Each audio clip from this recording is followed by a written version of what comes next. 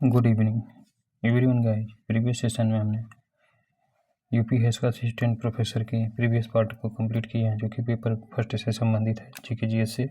इस सेशन में हम नेक्स्ट पार्ट को कंप्लीट करेंगे, जो कि मॉड्यूलेशन से संबंधित है। तो आइए स्टार्ट करते हैं इस सेशन को।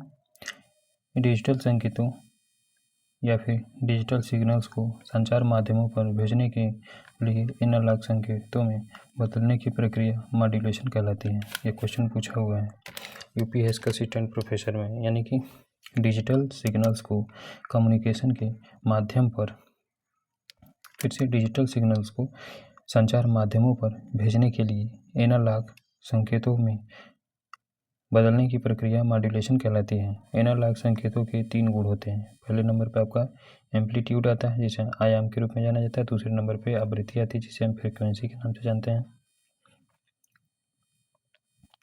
एंड तीसरे नंबर पे क्या आता है, तो तीसरे नंबर पे फेज या फिर कला आता है। इन्हीं के आधार पर मॉड्यूलेशन की 3 विधियां हैं, यानी कि इन्हीं के आधार पर मॉड्यूलेशन की 3 विधियां हैं। पहले नंबर पे क्या आता है, तो आयाम मॉड्यूलेशन, जिसे हम एम्पलीट्यूड मॉड्यूलेशन के नाम से जानते हैं। यानी पहले नंबर पे कौन सा आता है, तो पहले नंबर पे आयाम मॉड्यूलेशन या फिर एम्पलीट्यूड मॉड्यूलेशन आता है।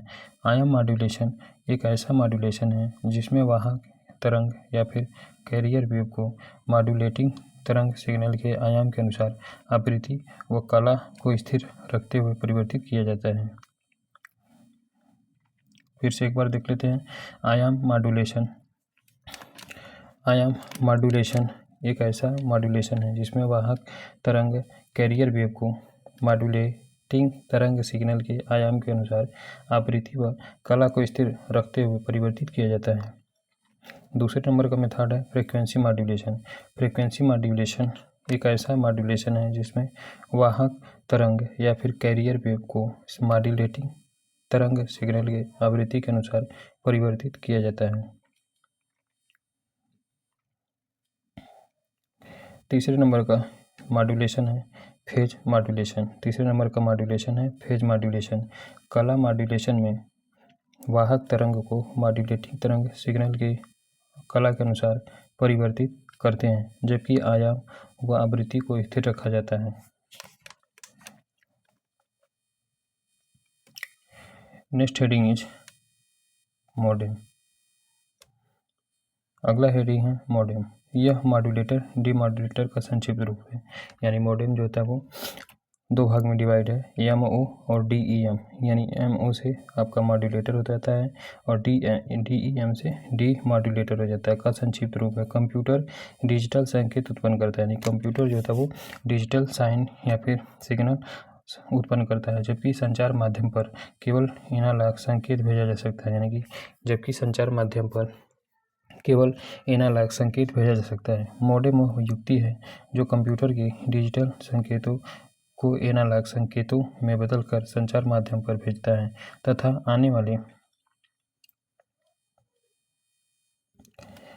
आने वाले एनालॉग संकेतों को डिजिटल संकेतों में बदलकर उसे कंप्यूटर के प्रयोग के योग्य बनाता है। मॉडेम को सिस्टम यूनिट के कम्युनिकेशन पोर्ट में से जोड़ा जाता है। यही मॉडेम का फिगर दिखाया गया है।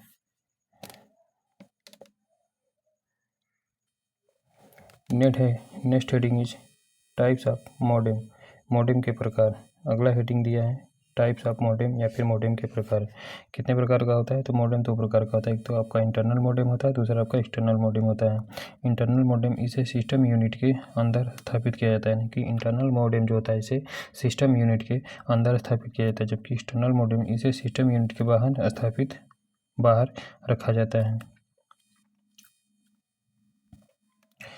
नेक्स्ट टॉपिक है यूपीएस का असिस्टेंट प्रोफेसर का जो अगला टॉपिक है, या फिर अगला जो टॉपिक है उसमें दिया इंटरनेट एवं ईमेल एक संक्षिप्त परिचय। Internet and email an introduction.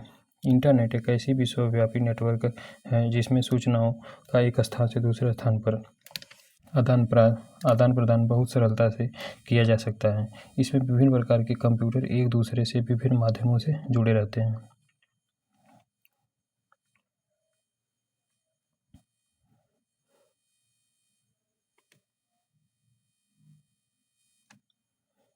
Next है, दूसरे शब्दों में आपस में जुड़े कई नेटवर्कों के समूह को इंटरनेट या फिर इंटरनेट कहते हैं। इंटर नेटवर्क या फिर इंटरनेट कहते हैं। फिर से दूसरे शब्दों में आपस में जुड़े कई नेटवर्कों के समूह को इंटर नेटवर्क या फिर इंटरनेट कहते हैं। एक collection of internet connected network, एक collection of interconnected network that is called internetwork और internet.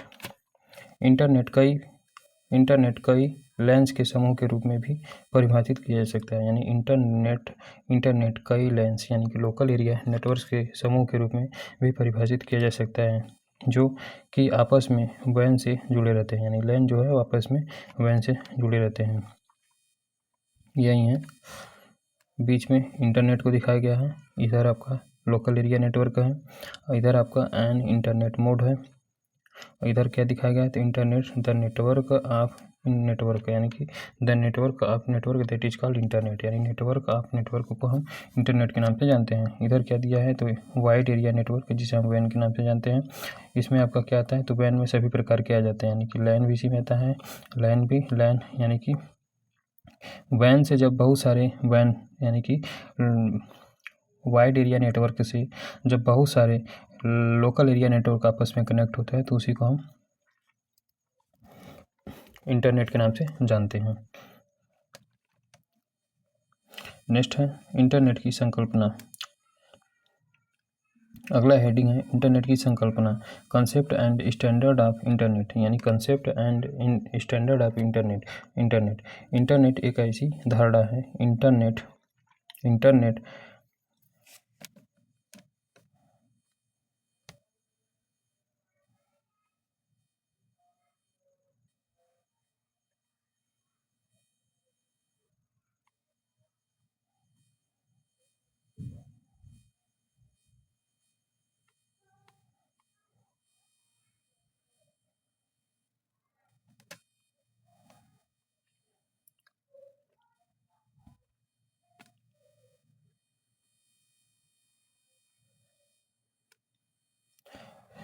Concept and standard of internet एक ऐसी धारणा है कि जिसमें दुनिया भर के लाखों कंप्यूटर्स आपस में नेटवर्क से जुड़े रहते हैं, परंतु कोई भी इंटरनेट का मालिक या स्वामी नहीं कहलाया जा सकता। फिर से, इंटरनेट एक ऐसी धारणा है कि जिसमें दुनिया भर के लाखों कंप्यूटर आपस में नेटवर्क से जुड़े हैं, परंतु कोई भी इंटरनेट का मालिक या स्वामी नहीं कहलाया जा सकता है। जिस तरह से रेल, हवाई जहाज या टेलीफोन कंपनियां कार्य करती हैं, यानी जिस तरह से रेल, हवाई जहाज या टेलीफोन कंपनियां काम करती हैं, ठीक उसी प्रकार एक बड़ा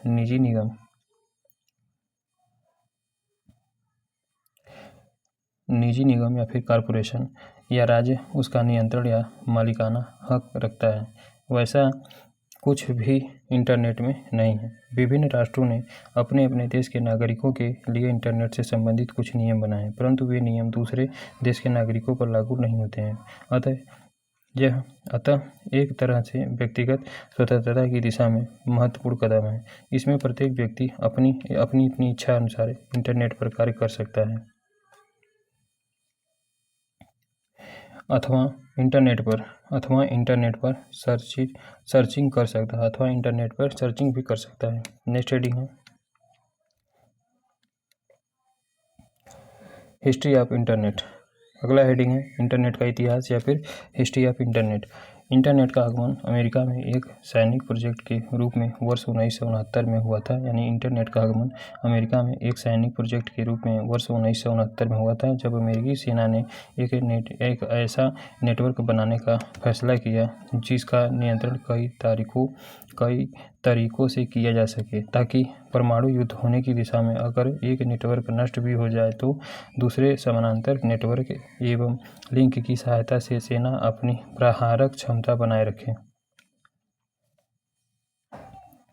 वर्ष 1972 एवं इसके बाद अमेरिकी शोध विश्वविद्यालयों ने आपस में ईमेल जैसी सुविधाओं के लिए कुछ नेटवर्क बनाए। इस तरह के नेटवर्क की एक सबसे बड़ी समस्या यह थी कि अलग अलग शोध समूह अलग अलग ऑपरेटिंग सिस्टम का उपयोग करते थे, अतः उनमें संचार करना मुश्किल हो रहा था।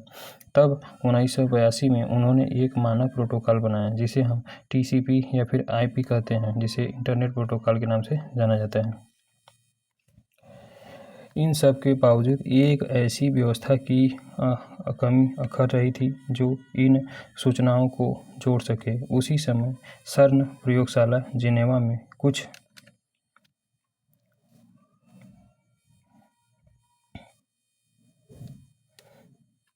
वैज्ञानिकों ने मिलकर एक इंटरनेट उपकरण बनाया जिसे विश्वव्यापी वेब यानी WWW यानी वर्ल्ड वाइड वेब कहा जाता है। इस उपकरण ने विभिन्न वैज्ञानिकों एवं कंप्यूटरों से प्राप्त टेक्स्ट सूचना को आपस में संबद्ध करने का मार्ग प्रशस्त किया। कंप्यूटर की आपसी असंगतता या फिर इनकम्पैटिबिलिटी को दूर कर उनसे लिंक स्थापित करने के लिए हाइपरटेक्स्ट का जन्म हुआ।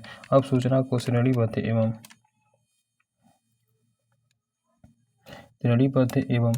पदानुक्रम करने की बजाय एक जालनुमा वेब लिंक ढांचा दिया जा सकता था जिसमें सभी सूचनाएं एक दूसरे से जुड़ी थी। इस तकनीकी विकासों के परिणाम स्वरूप अब कुछ नए नाम लोगों को समझ में आने लगे थे, जैसे WWW world wide web, HTML hyper text markup language, HTTP hyper text transfer protocol यानी HTML का फुल फॉर्म है hyper text markup language and HTTP का मतलब होता है hyper text transfer protocol.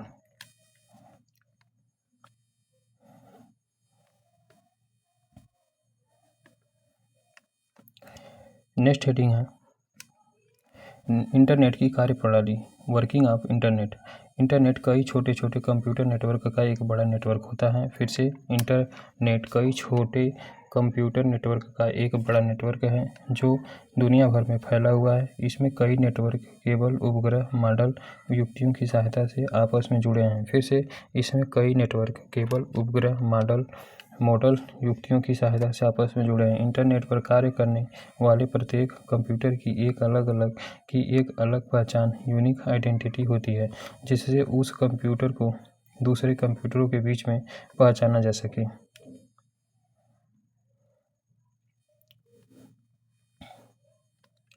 Internet पर भी वांछित कंप्यूटर पर जिससे सूचना प्राप्त करनी है या जिसे सूचना प्रेषित करनी होती है कुछ इसी तरह ही पहुंचा जाता है। जब हम कोई संदेश इंटरनेट पर प्रेषित करना या प्राप्त करना चाहते हैं तो वह सूचना सर्वप्रथम कंप्यूटर के सबसे नज़दीकी सर्वर तक पहुंचती है। इस सर्वर के साथ उपलब्ध राउटर इसे इंटरनेट पते के आधार पर उसके नज़दीकी सर्वर को प्रेषित करता है।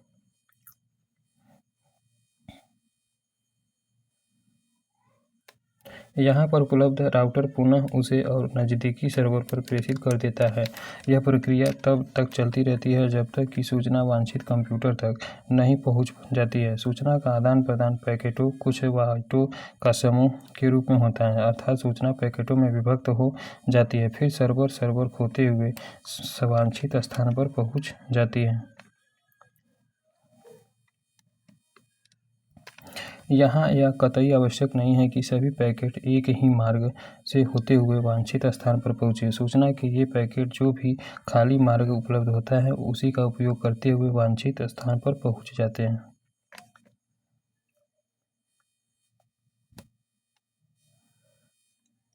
ISP का फुल फॉर्म क्या होता है? तो किसी कंप्यूटर को ISP का मतलब होता है किसी कंप्यूटर को इंटरनेट से जुड़ने के लिए हमें ISP अर्थात इंटरनेट सेवा प्रदाता, इंटरनेट सर्विस प्रोवाइडर यानी कि ISP का फुल फॉर्म होता है इंटरनेट सर्विस प्रोवाइडर, यानी किसी कंप्यूटर को इंटरनेट से जोड़ने के लिए हमें ISP अर्थात इंटरनेट सर्विस प्रोवाइडर की सेवा लेनी पड़ती है। वर्तमान में कई प्राइवेट इंटरनेट सेवा प्रदायक भी कार्यरत हैं जो अपने उपभोक्ताओं को इंटरनेट सेवाएं प्रदान करते हैं।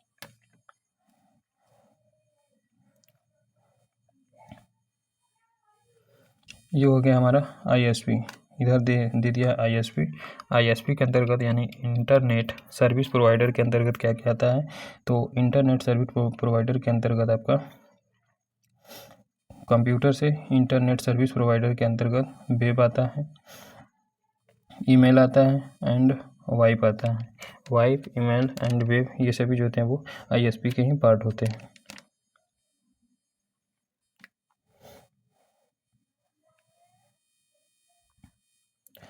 नेक्स्ट हेडिंग दिया है ISP हो गया। ISP से internet connection. ISP internet connections यानी इंटरनेट सेवा प्रोवाइडर, इंटरनेट सर्विस प्रोवाइडर विभिन्न तरह की गति वाले इंटरनेट कनेक्शन प्रदान करते हैं। जैसे यदि आप मुख्यतः ईमेल तथा सोशल नेटवर्किंग से संबंधित कार्य करते हैं तो कम गति का इंटरनेट कनेक्शन पर्याप्त होगा। फिर से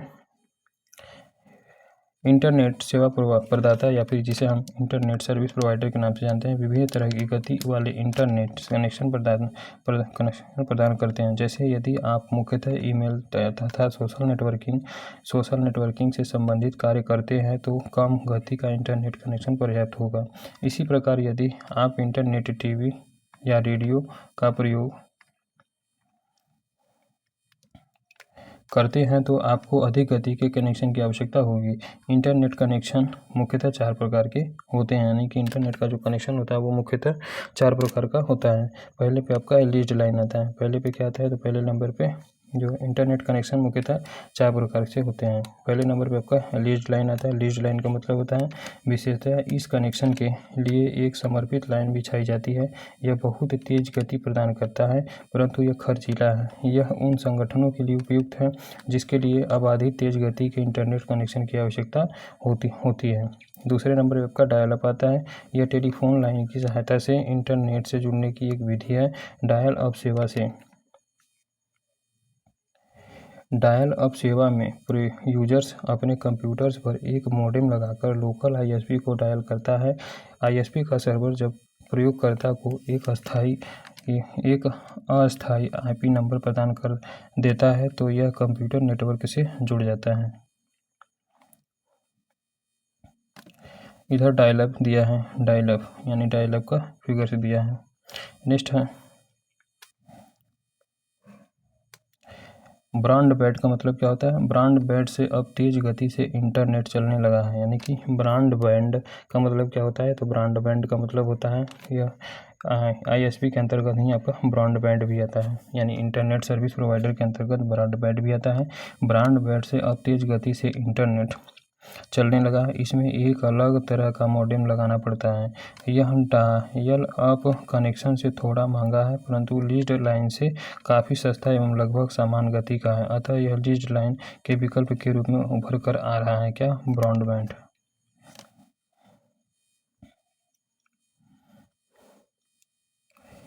ब्रॉडबैंड में क्या क्या दिया है थोड़ा सा देख लेते हैं इसमें। तो ब्रॉडबैंड का फिगर्स में क्या क्या पार्टिसिपेट है, तो इसमें आपका सम टाइम्स आता है and subscriber dish and broadband unit लगा है, सेटेलाइट लगा है, सेटेलाइट हब लगा है, लैंडलाइन लगा है। ये सभी ISP यानी इंटरनेट सर्विस प्रोवाइडर के अंतर्गत ही देखने को मिलता है। चौथे नंबर का इंटरनेट सर्विस प्रोवाइडर कौन सा है, तो चौथे नंबर का इंटरनेट सर्विस प्रोवाइडर आपका सैटेलाइट कनेक्शन है। संचार उपग्रहों के माध्यम से इंटरनेट तक पहुंच सैटेलाइट कनेक्शन की श्रेणी में आती है। वर्तमान समय में यूजर्स को इस प्रकार की सेवाएं मुख्यतः भूस्थितिक उपग्रहों या फिर जियो स्टेशनरी सैटेलाइट के माध्यम से उपलब्ध कराई जा रही है, यानी कि सैटेलाइट से ही इंटरनेट का प्रोविजन है जो यूजर्स को किया जा रहा है वर्तमान समय में। नेक्स्ट है साइज ऑफ इंटरनेट। इंटरनेट का आकार। इंटरनेट का कोई भौतिक आकार नहीं है, यह पूरे विश्व में फैला हुआ है। यह पूरे विश्व में फैला हुआ है। मात्र 4 कंप्यूटरों से आरंभ हुआ यह नेटवर्क आज कई मिलियन कंप्यूटर तक पहुंच चुका है। फिर से इंटरनेट का कोई भौतिक आधार नहीं है, यह पूरे विश्व में फैला हुआ है। मात्र 4 कंप्यूटरों से आरंभ हुआ यह नेटवर्क आज कई मिलियन कंप्यूटरों तक पहुंच चुका है। नेक्स्ट पॉइंट, शुरू में चूंकि यह सीमित क्षेत्र में फैला नेटवर्क था अतः कंप्यूटरों की सही संख्या ज्ञात थी, लेकिन अब इससे जुड़े कंप्यूटरों की संख्या काफ़ी अधिक हो गई है और पूरे संसार में फैले हुए हैं। लगातार इंटरनेट से जुड़ने वाले कंप्यूटरों की संख्या बढ़ती जा रही है, अतः सही संख्या का अनुमान नहीं लगाया जा सकता है। यहाँ 2 और बातें ध्यान में रखने योग्य हैं। किसी भी समय विशेष पर इंटरनेट से जुड़े प्रत्येक कंप्यूटरों को लगभग 1% ही वास्तव में इंटरनेट का उपयोग कर रहा होता है। नेक्स्ट हेडिंग है इंटरनेट कनेक्शन। अगला हेडिंग है इंटरनेट कनेक्शन। कोई भी कंप्यूटर यूजर्स की इंटरनेट से जुड़ना चाहता है, यानी कि कोई भी कंप्यूटर्स यूजर्स यदि कोई भी कंप्यूटर यूजर्स यदि इंटरनेट से जुड़ना चाहता है तो उसे इंटरनेट सर्विस प्रोवाइडर कंपनी या फिर इंटरनेट सर्विस प्रोवाइडर कंपनी से इंटरनेट कनेक्शन प्राप्त करना होता है। इंटरनेट कनेक्शन लेने से पूर्व यह तय कर लेना व्यवहारिक होता है कि हमें इंटरनेट का उपयोग किस उद्देश्य की पूर्ति के लिए करना है। इंटरनेट को किस कार्य में प्रयुक्त करना है, यह व्यक्ति से व्यक्ति बदलता रहता है, यानी यह व्यक्ति से व्यक्ति के रूप में बदलता रहता है, यानी कि कोई व्यक्ति दूसरे यूज में, कोई व्यक्ति दूसरे यूज में इस इंटरनेट को कंप्यूटर को चलाने के लिए लेगा। नेक्स्ट है इंटरनेट एलिमेंट्स ऑफ इंटरनेट, यानी इंटरनेट के कौन कौन से अवयव होते हैं या फिर इंटरनेट के तत्व। इंटरनेट के तत्व के अंतर्गत क्या क्या आता है, तो अध्याय के प्रारंभ में स्पष्ट किया गया है कि इंटरनेट विश्व भर के नेटवर्कों का नेटवर्क है और इस वाइड एरिया नेटवर्क में अनेक नोड और लोकल एरिया नेटवर्क होते हैं। नेटवर्क को एक नेटवर्क मानकर इसके निम्नलिखित तत्व परिभाषित किए जा सकते हैं। पहला एलिमेंट है क्लाइंट कंप्यूटर। पहले नंबर पे कौन सा आता है, तो पहले नंबर पे क्लाइंट कंप्यूटर आता है। जब कोई कंप्यूटर टेलीफोन लाइन या केबल के माध्यम से इंटरनेट से कनेक्ट होता है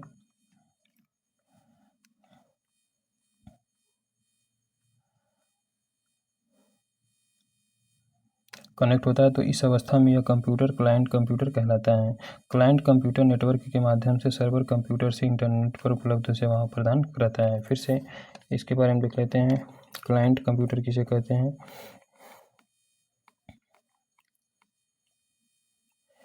क्लाइंट कंप्यूटर का मतलब क्या होता है, जब कोई कंप्यूटर टेलीफोन लाइन या केबल के माध्यम से इंटरनेट से कनेक्ट होता है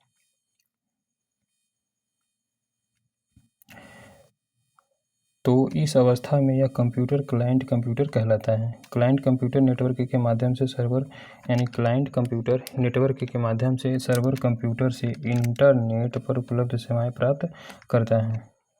नेक्स्ट आता है सर्वर कंप्यूटर। अगले पॉइंट पे आता है, दूसरे नंबर पे कौन सा आता है, तो दूसरे नंबर पे आपका सर्वर कंप्यूटर आता है। ये इंटरनेट पर 24 घंटे कार्यशील रहने वाली शक्तिशाली कंप्यूटर होता है, यानी कि सर्वर कंप्यूटर जो होता है वो ये इंटरनेट पर 24 घंटे कार्यशील रहने वाली शक्तिशाली कंप्यूटर होते हैं। क्लाइंट कंप्यूटर टेलीफोन लाइन या केबल के माध्यम से इंटरनेट से कनेक्ट होकर सर्वर से विभिन्न प्रकार के डेटा और सूचनाएं वेबसाइट या अन्य किसी साधन को प्राप्त करता है। सर्वर एक ही समय में अनेक क्लाइंट कंप्यूटरों द्वारा मांगी गई सूचनाओं और वेबसाइटों को एक साथ प्रदान करने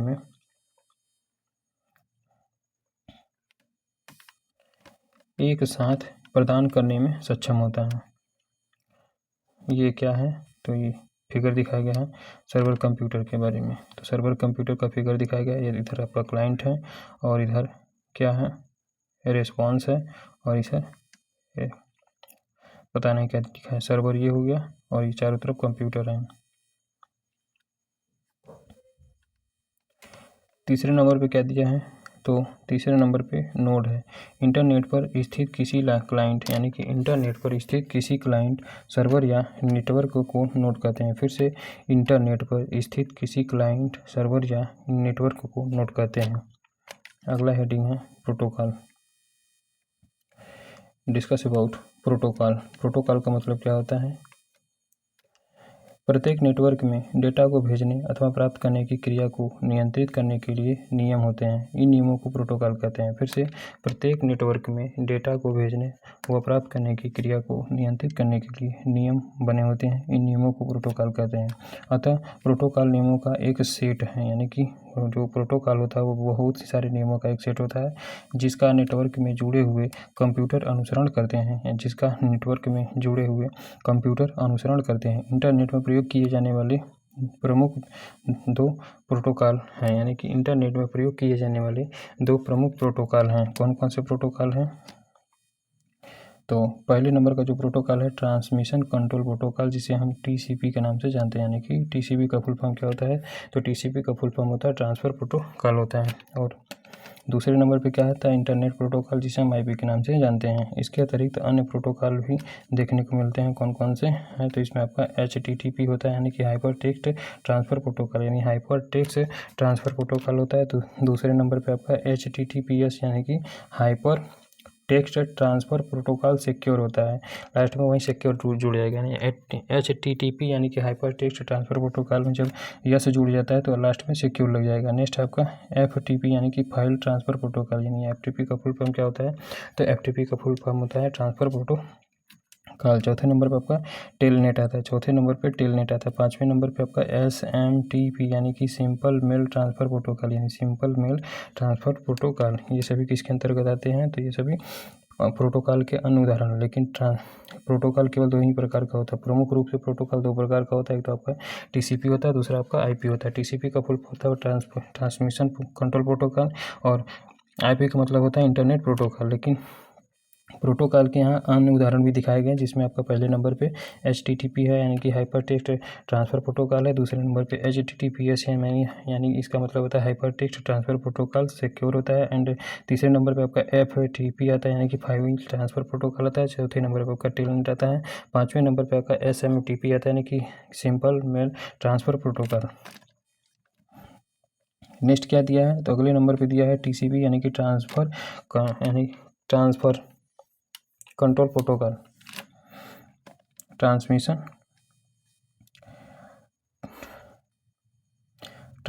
कंट्रोल प्रोटोकॉल, यानी TCP का मतलब क्या होता है, तो TCP transfer control protocol, transmission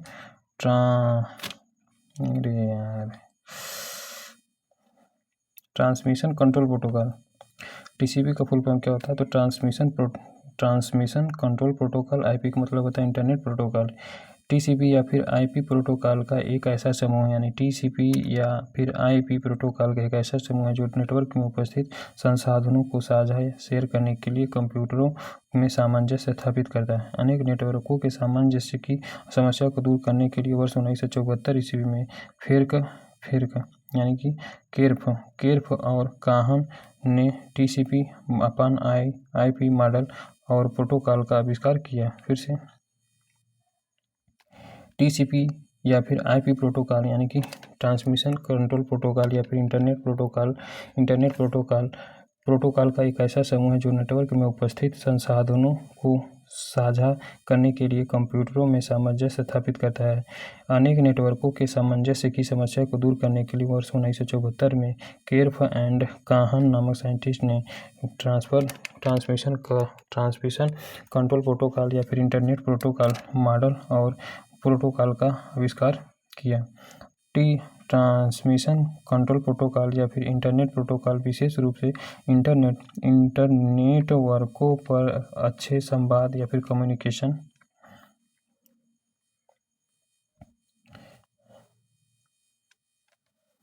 communication के लिए विकसित किया गया था। यह एक महत्वपूर्ण आविष्कार था, क्योंकि आज भी इंटरनेट में ट्रांसमिशन कंट्रोल प्रोटोकॉल या फिर इंटरनेट प्रोटोकॉल की विशेष भूमिका हुई है। TCP ट्रांसमिशन कंट्रोल प्रोटोकॉल का मतलब क्या होता है, तो इसके बारे में पूरी तरह से डिस्कस कर लेते हैं। तो ट्रांसमिशन कंट्रोल प्रोटोकॉल का मतलब होता है, यह एक नेटवर्क के कंप्यूटर से भेजे गए संदेशों को डेटाग्राम्स में विभक्त करता है। यानी कि जो ट्रांसमिशन कंट्रोल प्रोटोकॉल होता है, यह एक नेटवर्क के कंप्यूटर से भेजे गए संदेशों को डेटाग्राम्स में विभक्त करता है, और प्राप्तकर्ता कंप्यूटर में विभक्त डेटाग्राम्स को पुनर्गठित या फिर रिसेंबलिंग करके संदेश का रूप देता है। नेक्स्ट है इंटरनेट प्रोटोकॉल का मतलब क्या होता है, तो यह ट्रांसमिशन कंट्रोल प्रोटोकॉल से प्राप्त संदेशों के डेटाग्राम्स को प्राप्त करता है, और डेटाग्राम्स में उपस्थित प्राप्तकर्ता या फिर रिसीवर कंप्यूटर के पते का नेटवर्क में पता लगाता है। फिर से देख लेते हैं इंटरनेट प्रोटोकॉल का मतलब क्या होता है, तो ट्रांसमिशन कंट्रोल प्रोटोकॉल से प्राप्त संदेशों की डेटाग्राम्स को प्राप्त करता है, और डेटाग्राम्स में उपस्थित प्राप्तकर्ता रिसीवर कंप्यूटर के पते का नेटवर्क में पता लगाता है और प्रेषित कर देता है। इंटरनेट पर इस प्रकार के कंप्यूटर पते को IP एड्रेस कहते हैं। IP एड्रेस इंटरनेट से जुड़े प्रत्येक कंप्यूटर या उपकरण को एक विशेष पहचान जैसे कंप्यूटर द्वारा प्रयोग किए जाने वाले प्रोटोकॉल का नाम व नेटवर्क पर उसकी स्थिति प्रदान करता है। आईपी एड्रेस सामान्यतः दो प्रकार के होते हैं, यानी कि आईपी का जो एड्रेस होता है, आईपी एड्रेस इंटरनेट प्रोटोकॉल का एड्रेस जो होता है वो दो प्रकार का होता है। एक तो आपका इंटरनेट प्रोटोकॉल संस्करण, जिसे हम 4 यानी TPV4 यानी कि TPV4 इंटरनेट प्रोटोकॉल 4। आकार कितना होता है इसका, तो 32 बिट्स होता है, या फिर 4 बाइट्स कर लो, या फिर 32 बिट्स कर लो। 1 बिट्स बराबर कितना बाइट होता है, तो 8 बिट बराबर 1 बाइट होता है, तो 8 चौक 32 है, तो वहीं 4 बाइट्स बराबर 32 बिट्स हो जाएगा। इंटरनेट प्रोटोकॉल संस्करण 4 यानी कि आईपी एड्रेस दो प्रकार का होता है। एक तो आपका पहले नंबर पे इंटरनेट प्रोटोकॉल संस्करण, ये आईपी है, टीपी नहीं है, IPv4 है। इसका साइज कितना होता है, तो 32 बिट्स या फिर 4 बाइट्स होता है। दूसरे नंबर का जो आईपी एड्रेस होता है इंटरनेट प्रोटोकॉल संस्करण 6 होता है, जिसे IPv6 के नाम से जानते हैं। इसका आकार कितना होता है, तो 128 बिट्स होता है, 128 बिट्स होता है, या फिर इसी को हम 16 बाइट्स के नाम से भी जानते हैं। 8 बिट्स बराबर 1 बाइट होता है।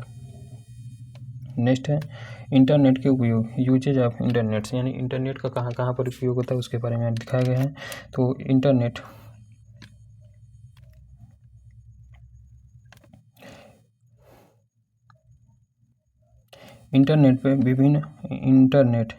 पर निम्नलिखित प्रमुख सेवाएं उपलब्ध होती हैं।